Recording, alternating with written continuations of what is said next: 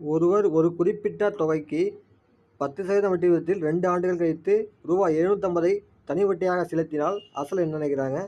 இதில் நமக்கு என்ன கொடுத்துருக்காங்கன்னா, ஆண்டு கொடுத்துட்டாங்க, ஆண்டு 2 ஆண்டு கொடுத்துட்டாங்க, வட்டி வீதம் R = 10 கொடுத்துட்டாங்க, 10% கொடுத்துட்டாங்க, தனி வட்டி 750 கொடுத்துட்டாங்க. தனி வட்டி 750. தனி வட்டி ஃபார்முலா என்னன்னு போடுவோம், P/R 100 போடுவோமா? இப்போ அசல் தான் கேட்குறாங்க, P நமக்கு தெரியாது. ஸோ P × P/R 100 போட்டுருவோம், = 750. அதான் வட்டி தான் 750. So P/R = P/R 100 = 750. P தெரியாது, என்ன 2, R 10, கீழே 100 = 750.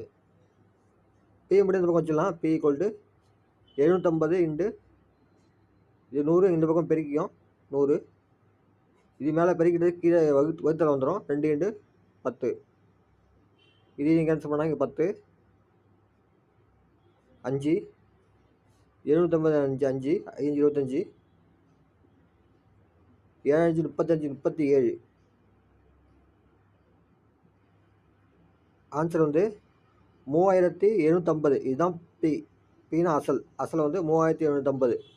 இந்த ஃபார்முலா வச்சுட்டு ஈஸியாக கண்டுபிடிச்சிட்டோம்.